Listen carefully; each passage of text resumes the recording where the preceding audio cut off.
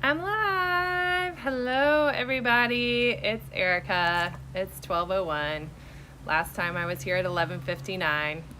Sorry, I'm a little tardy. Hey, Becca Greeland. I was just having a really great conversation with another agent who's looking for a brokerage home, and time flew. So here I am. We'll kind of wait for some more folks to join. Give Becca a little wave. Hello.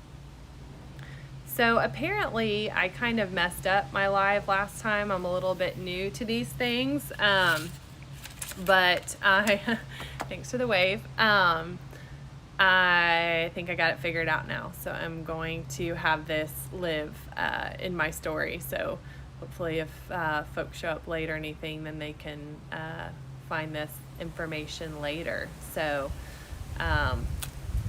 we'll see if Sierra joins that I was just talking to. I hope she does.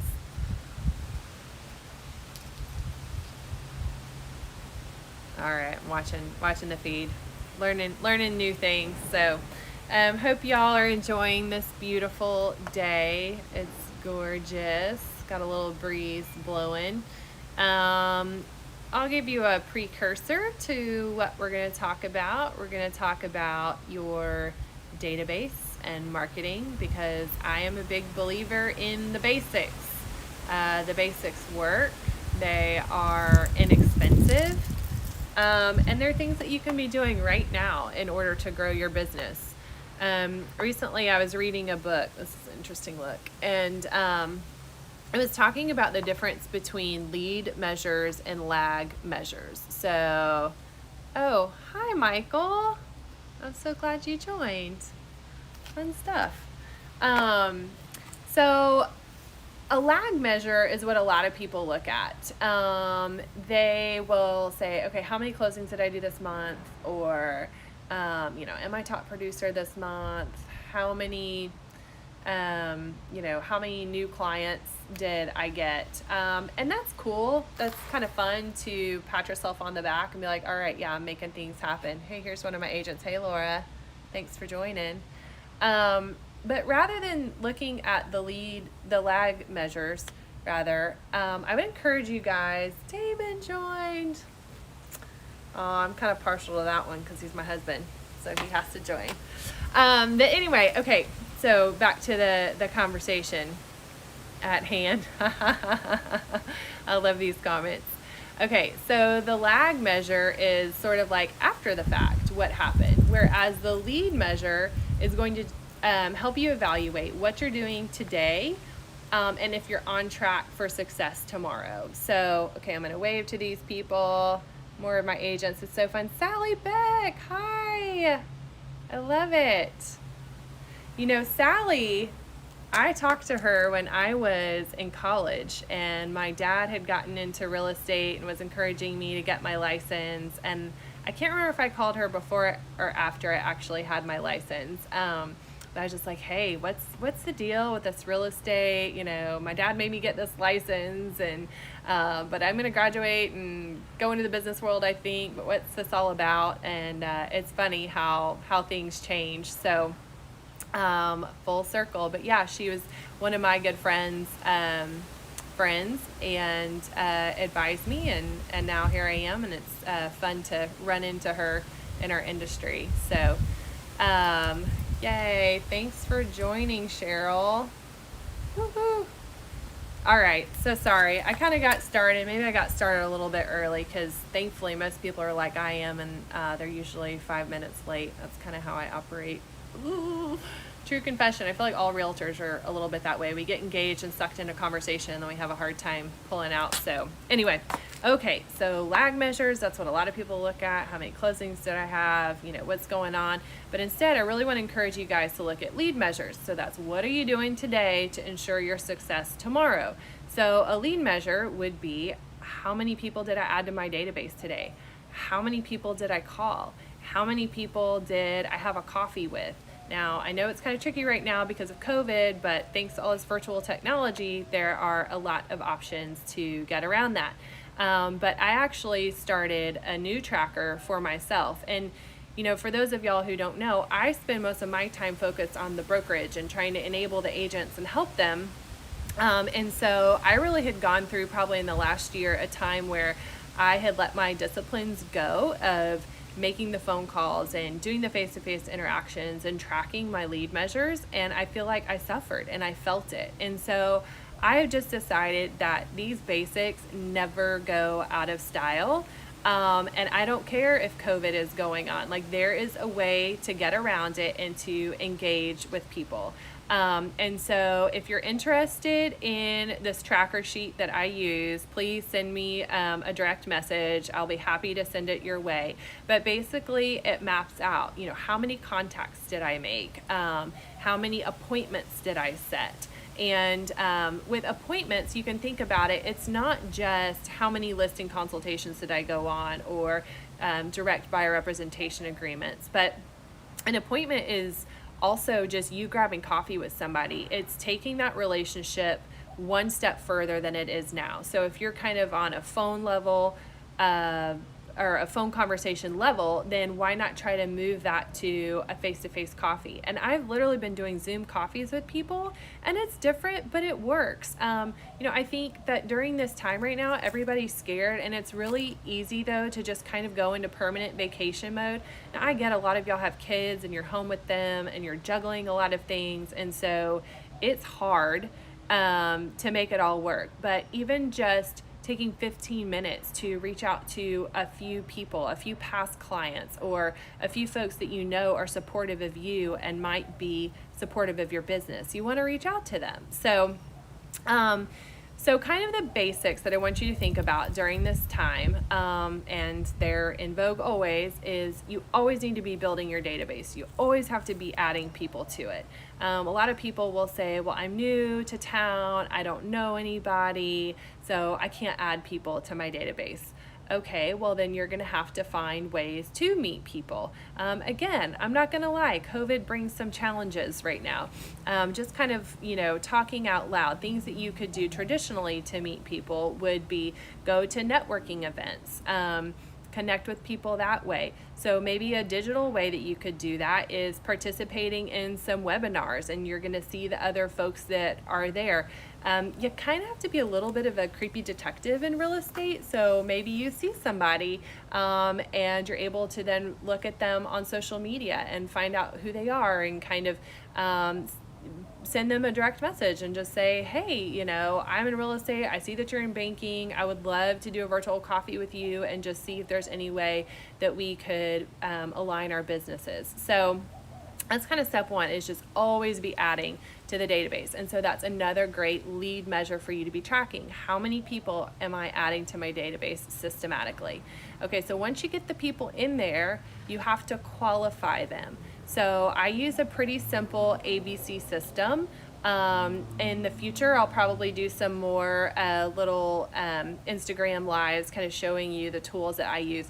I have spent a lot of money on some really fancy, robust systems. I've had the best of the best, and they all just overcomplicated things to where then I wouldn't do it. So it was counterproductive. But I have loved just using, honestly, I use Gmail for my calendar, my email, my contacts, everything integrates and works smoothly. So within Gmail, I have different groups set up. I have my A people. So A's are folks that they are like, pro Erica, I support you. They've sent me multiple deals. If you have a big enough database, you might even get into an A+ group. So these are people that really, really get you, like I said, send you multiple referrals a year. Okay, let's show those people some love. We only have so many hours in the day. And so this is not personal. But you need to look through a business lens. Thanks for joining. Oh, and Tiffany just joined too. Awesome. You need to figure out who the people are that are on your team, and you want to spend an exceptional amount of time and energy thanking them and being in a relationship with them, connecting with them, because they're the ones who are feeding you. So that's kind of what the A group looks like. Why not give them more of your time and resources? Your B group, a lot of people in my database, they start out in Bs. Now, I think some of y'all are in different places. I live in Houston. I grew up here, but I was in Austin for quite some time, went to school, and then came back and had to start my real estate career all over in Houston. And so I kind of started out by reaching out to people that I knew in high school that honestly, some of them, I had not talked to them in 15 years. Okay. So, people were like, oh, that's kind of awkward. But, it wasn't so bad. I just reached out and said, hey, I know it's been a super long time and I'm in real estate. You don't know me as a realtor, but you know the kind of person I am. Would you consider referring me when you hear of somebody that has any real estate needs? And you'd be amazed at how many people are responsive to that. Now, at that point in the conversation, I don't know if they're going to be a rah-rah, love Erica A person, or if there's somebody who they like me as a person, but they're just not getting me on a business level. And so maybe it's what I would call a C relationship.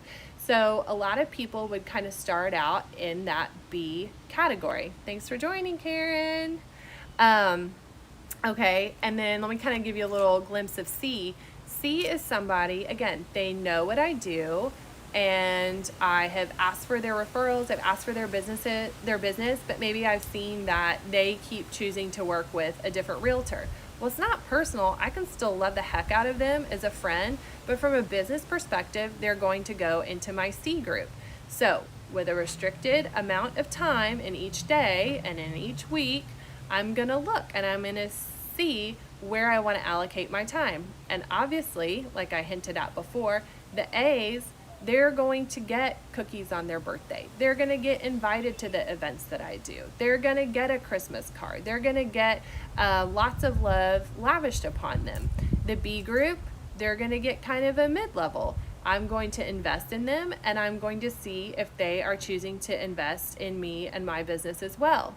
A C, they may like me, I may like them, but we're just not aligned in a business way. Well, I have a newsletter that I'm able to pump out pretty systematically, pretty efficiently, that I would still like them to be a part of, because who knows, maybe they have a realtor right now and down the road that realtor retires. Thanks for the heart, Damon. But then, oh my goodness, so many hearts, so many things going on. This is fun. So anyway, down the road, maybe their realtor is going to retire. And so then they're going to say, hey, Erica, I had a go-to person, but that has changed. Okay, well then at that point, they can kind of bump up the scale. So I hope you see kind of how this picture works. Everybody that you know, even once things are open again, your favorite barista, they need to go into your database.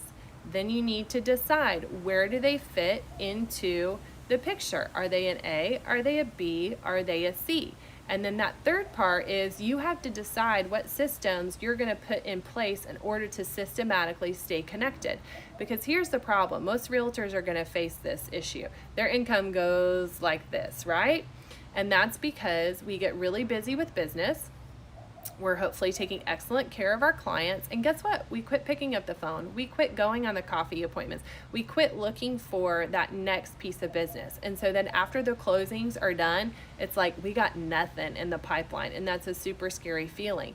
So you have to be systematic in how you reach out to people so that you can sort of smooth out your income stream. So I have some ideas on that, and that is another thing that I will be going over in future episodes. But if you want to direct message me and kind of shortcut it, I would love to have a conversation with you about that.